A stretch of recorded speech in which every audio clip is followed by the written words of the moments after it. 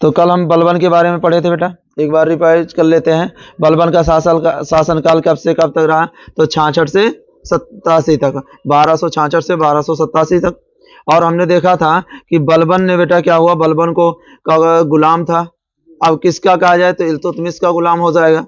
क्यों? क्योंकि मंगोलों के द्वारा उसको बेटा क्या किया गया था, माने गिरफ्तार कर लिया गया और उसके बाद फिर इसको बेच दिया गया। ठीक है, अब बेचा गया तो बेचने के बाद फिर इल्तुतमिश को बेचा गया। अब इल्तुतमिश को जब बेचा गया तो इल्तुतमिश ने इसको किसका, खासदार का पद दे दिया। ये हमने कल बताया था, खासदार का पद दे दिया। उसके बाद फिर हमने देखा कि इल्तुतमिश जब इसका शासन आया तो इसके सामने माने कई कठिनाइयां आई, कठिनाइयां मतलब समस्याएं हो गई। समस्याओं में देखें तो बाह्य समस्या थी और आंतरिक समस्या थी। बाह्य समस्या में कौन थे बेटा? मंगोल थे। ठीक है, और आंतरिक समस्या में क्या थे? तो बेटा क्या थे, माने डाकुओं का झुंड, जो कटहर के डाकू या मवाती के नाम से जाने जाते हैं, मवाती। तो बेटा मवाती। दूसरी समस्या क्या थी? बंगाल। ठीक है, और तीसरी समस्या क्या थी? स्वयं को वो सुल्तान घोषित करेगा चालीसा दल से अलग कर, तो स्वयं को सिद्ध करना, ये समस्या थी इसकी। तो हमने देखो बेटा कौन सा मंगोल वाला पढ़ लिया था कि मंगोल की समस्या से वो कैसे निवारण किया। तो मंगोल की समस्या के लिए बेटा सिंध वाले प्रांत माने काबुल माने इन सब क्षेत्रों में, कंतार वंतार में इसने क्या किया, अपने बड़े बेटे मोहम्मद खां को नियुक्त कर दिया। अब जब मोहम्मद खां को नियुक्त कर दिया उसके बाद इसने दिल्ली को चारों तरफ किले से रो कर दिया, घेर दिया। तो जब किले से घेर दिया तो हमने देखा था किले से घेरा, जिससे क्या हुआ, मंगोलों से छुटकारा पा गया। अब दूसरा विद्रोह बेटा कौन सा? बंगाल का विद्रोह। और बंगाल का विद्रोह हम कल समझा चुके थे, एक बार फिर से बता देते हैं। बंगाल का विद्रोह तो हम देखेंगे दिल्ली का शासक कौन था? दिल्ली का शासक बलबन। बलबन दिल्ली का शासक था। और अवध क्योंकि दिल्ली बंगाल से काफी दूर पड़ती है, इसलिए इसने अवध के माने का होगा इक्तेदार, अवध के इक्तेदार या सूबेदार की बात करें। ठीक है, अवध के इक्तेदार या सूबेदार जो यहाँ पर थे, इक्तेदार, तो कौन थे इक्तेदार? अमीन खां। तो यहाँ पर अमीन खां को इसने आदेश दिया, कहां पर जाने के लिए बेटा? आदेश दिया बंगाल जाने के लिए। बंगाल, क्योंकि बंगाल में हुआ था विद्रोह, और विद्रोह किसने किया था? तुगरिल, कल बता चुके थे, तुगरिल खां। तुगरिल गलत कर दिए, तुगरिल खां। तो बेटा यहां पर कौन था? तुगरिल खां। तो तुगरिल खां, तो अब ये इसने क्या कर दिया था? विद्रोह कर दिया था। इसने कहा कि मैं खुद सुल्तान हूं और मैं यहाँ के जितने भी कर हैं इसको क्या हुआ, माने बलबन को नहीं देंगे। ठीक है, तो बलबन को नहीं देंगे। तो यहाँ पर बेटा जब इसको भेजा गया तो ये रह गया असफल, ये हमने बता दिया था, असफल हो गया। तो बलबन के द्वारा इसको अयोध्या माने जो अब कहा जाए फैजाबाद है, अवध हमारा ना, तो यही माने कहा जाए अवध के गेट पर इनको बेटा लटका दिया। और उसके बाद स्वयं यहाँ से बेटा बंगाल आया, और बंगाल आया तो बलबन और अपने छोटे बेटे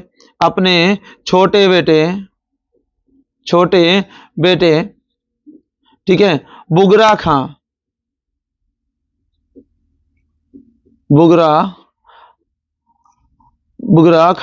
तो बुगरा खां को बेटा ये साथ लेकर आया। अब जब साथ लेकर आया तो यहाँ पर इसको गुप्तचरों के द्वारा पकड़ा, और पकड़कर बेटा हमने बताया था कल कि इसकी खाल निकालकर भूसा भर दिया, और भूसा भरा और अपने बेटे की ओर इशारा करते हुए कहा कि जो बलबन के खिलाफ जाएगा उसका हाल यही होगा। और ये सारी चीजें देखकर बेटा इसका छोटा बेटा बुगरा खां बहुत डर गया। वंशज होने के कारण भी ये माने गद्दी पर नहीं बैठा। ठीक है, हाँ, वंशज होने के बाद भी ये गद्दी पर नहीं बैठा, अभी हम देखेंगे, क्योंकि ये गद्दी पर नहीं बैठा, इसने अपने बेटे को गद्दी पर बैठाया। ठीक है, तो यहां तक हम कल पढ़ चुके थे। अब पढ़ेंगे बलबन का राजत्व सिद्धांत। ठीक है बेटा, राजत्व सिद्धांत, इसी के अंतर्गत हम देखेंगे कि किस प्रकार से कि माने बलबन ने अपने आप को सिद्ध किया। क्लियर है बेटा? यहां तक समझ में आ गई है बात। अब हम आगे चालू करते हैं बलबन का राजत्व सिद्धांत। राजत्व सिद्धांत, बलबन का राजत्व सिद्धांत। अब बेटा देखेंगे राजत्व सिद्धांत में, तो इसको अब इसके अंतर्गत इसको सिद्ध भी करना है कि मैं चालीसा दल से अलग हूं। समझ में आई बात बेटा। तो अब इसको चालीसा दल से अपने आप को अलग सिद्ध करना है। तो इसने क्या किया, पहली बात तो हम देखेंगे इसने स्वयं को दो उपाधियां दे ली, एक जिल्ले इलाही की, ठीक है बेटा। तो बलबन ने स्वयं को दो उपाधियां दे ली बेटा। देखो क्यों अब उपाधियां दी, क्योंकि चालीसा दल से इसको अलग दिखाना था कि मैं चालीसा दल से क्या हूं, अलग हूं।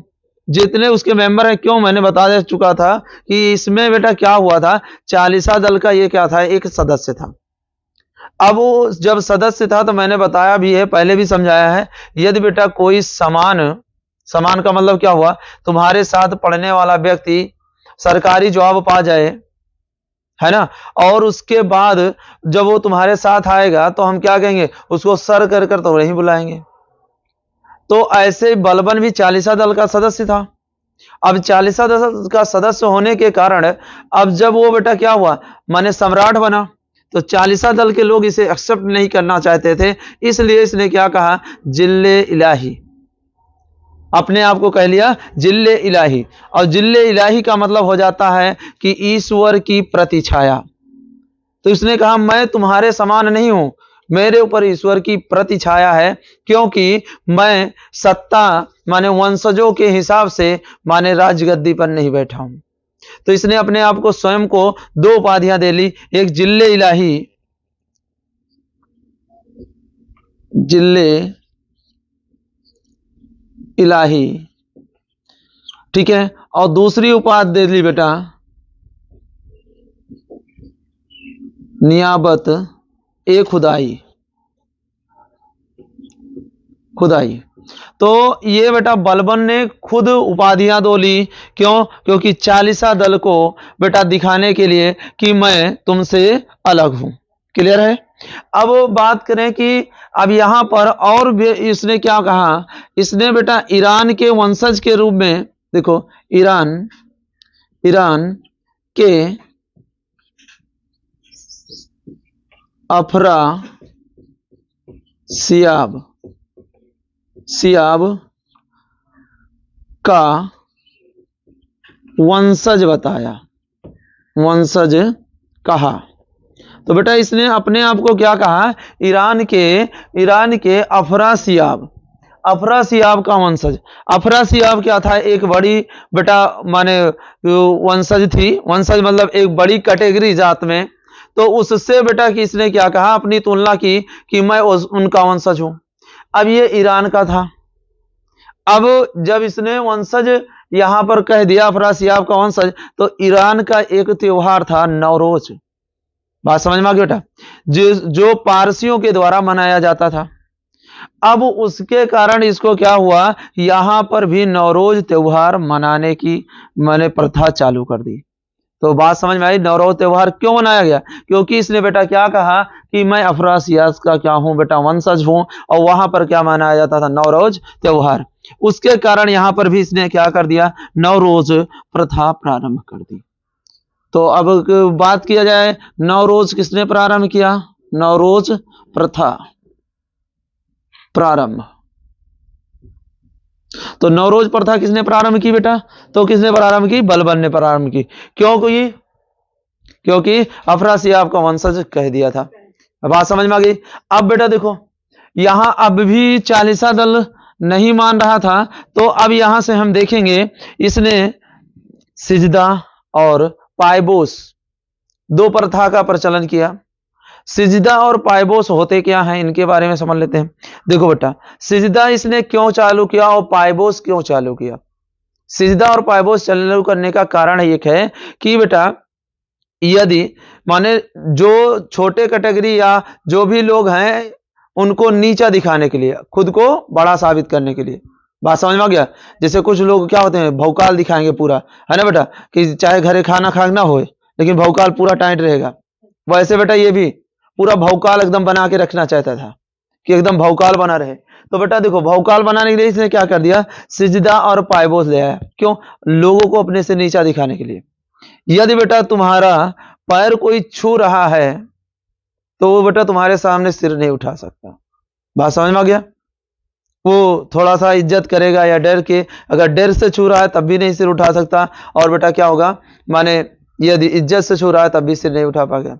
यही इसकी रणनीति थी। इसने कहा कि यदि हम सजदा कराते हैं तो कोई हमारे खिलाफ विद्रोह नहीं कर पाएगा, यदि पायबोस पद्धति ला देते हैं तो कोई हमारे खिलाफ बेटा क्या कहता है विद्रोह नहीं कर पाएगा। और इस्लाम में सजदा बेटा ये क्या है, ये क्या कहते हैं मान्य नहीं है, पायबोस मान्य है।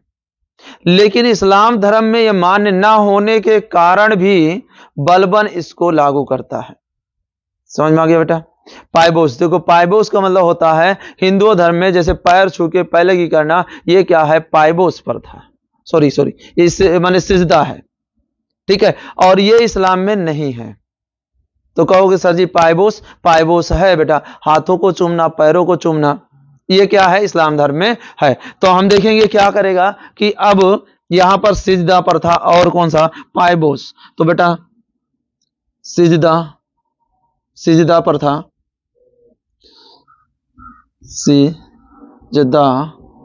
सिजदा प्रथा का प्रचलन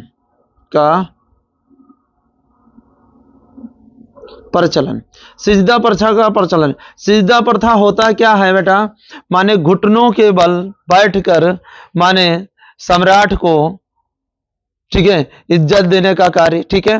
तो यहां पर बेटा कि अगर हमें कोई बात कहनी है तो हम क्या कहेंगे, उसके पास जाके सिर झुका के ऐसे कहेंगे, ये हो गया सिजदा। क्लियर है?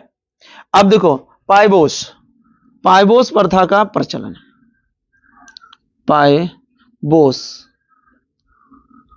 प्रथा का प्रचलन।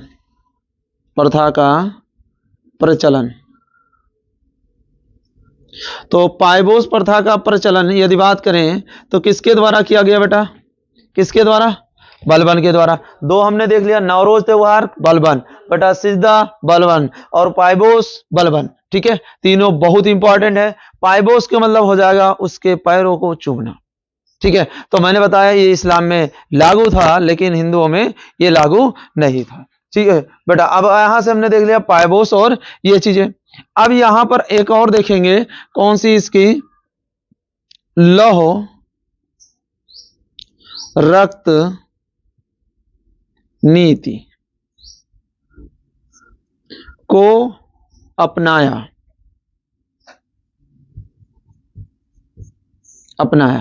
या लागू किया, ठीक है बेटा, या लागू।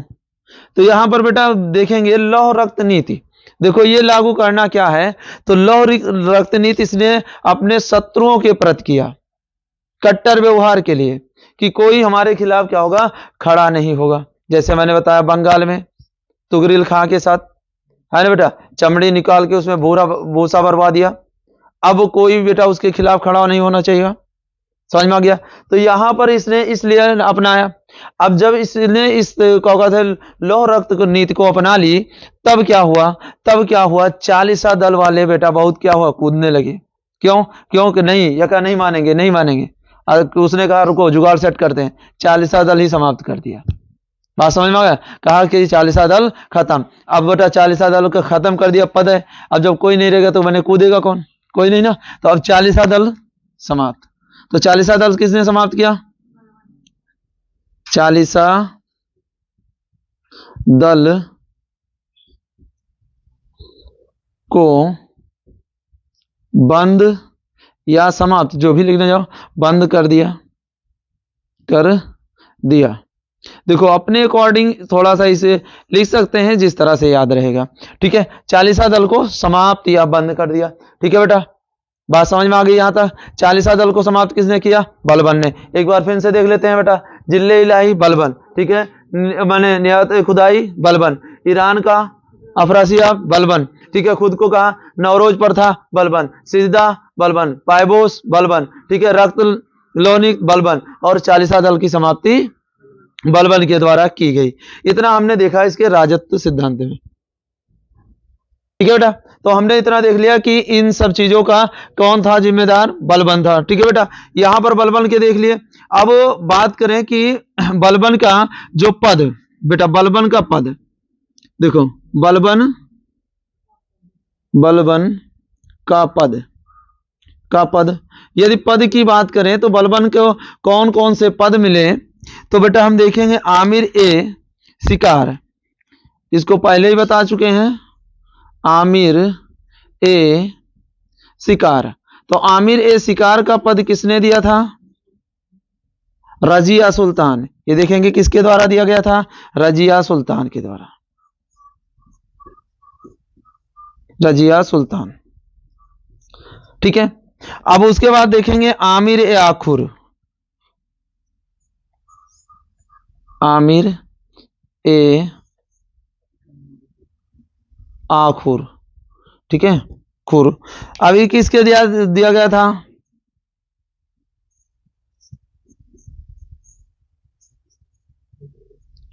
बारामसा। और बाटा देखेंगे आखुर रहता, आमिर ए हाजिब, अभी इसे कल ही बताया था, हाजिब। ठीक है, ये किसके द्वारा दिया था, फिरोज शाह महमूद। ठीक है बेटा, फिरोज शाह महमूद के द्वारा दिया गया था।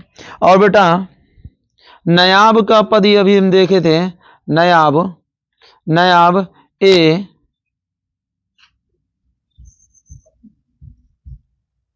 कात, ममलूकात, ये बेटा नासिरुद्दीन के द्वारा,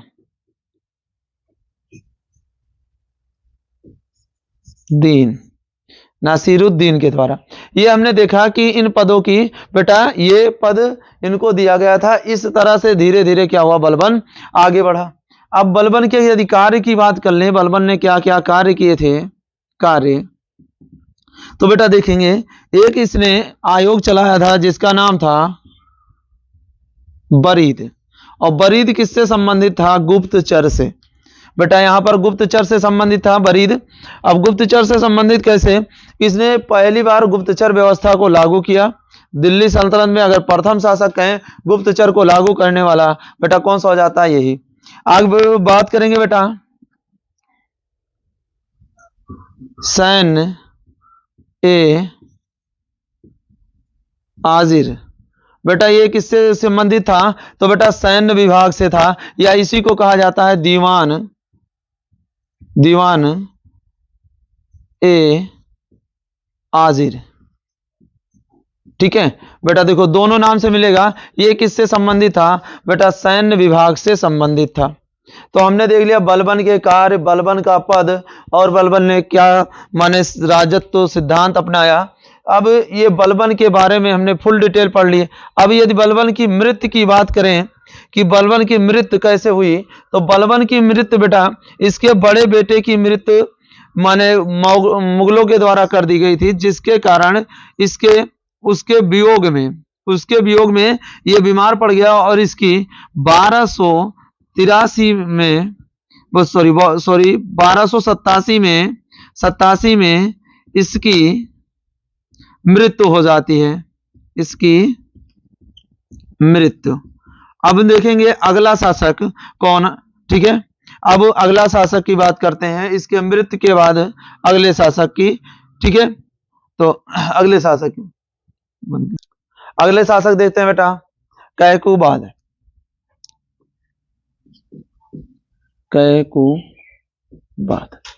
यदि इसकी बात करें कब से कब तक रहा, तो 1287 से 1290 तक, ये 3 साल गद्दी पर रहा, लेकिन बेटा ये कोई खास काम नहीं कर पाया, ये अयोग्य एक शासक था, और इसकी भी मृत्यु हो जाती है 90 में। उसके बाद नए शासक बन जाएंगे, तो इसने कोई विशेष कार्य नहीं कर पाया इसके कैकुबाद। तो सिर्फ हम इसलिए पढ़ा दिए हैं कि इनके बाद आया कौन शासक, और इसने कुछ नहीं किया, बस एक माने किलो खरी किलोखरी किले का निर्माण, किले का निर्माण करवाया। अब देखो किलोखरी के संदर्भ में दो चीज देखेंगे, यहां पे पड़ेगा लाल महल, और लाल महल का निर्माण इल्तुतमिश ने करवाया था। उसके चारों तरफ माने बाउंड्री और उसको मरम्मत करवाने का कार्य इसने किया था, इसीलिए इसका नाम आ जाता है किलोखरी का निर्माण में। और इसने बेटा कुछ विशेष कार्य नहीं कर पाया। अब अगला शासक यदि बात करेंगे क्यूमर्स, ठीक है, शमसुद्दीन क्यूमर्स पूरा नाम आता है इनका बेटा। यदि बात करें तो ये 1290 में बेटा 90 में सुल्तान बना।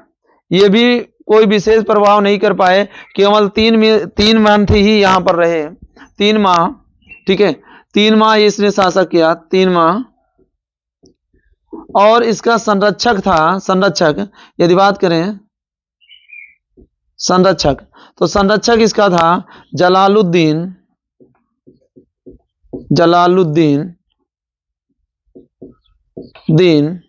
खिलजी, ठीक है, जलालुद्दीन खिलजी। तो जलालुद्दीन खिलजी की यदि हम बात करें बेटा, तो ये संरक्षक था और इसी ने क्या कर दिया, क्यूमर्स की हत्या कर दी। तो अब हमारा नया वंश आ जाएगा, कौन सा, खिलजी वंश, ठीक है। अगला वंश कौन सा आ जाएगा, खिलजी वंश।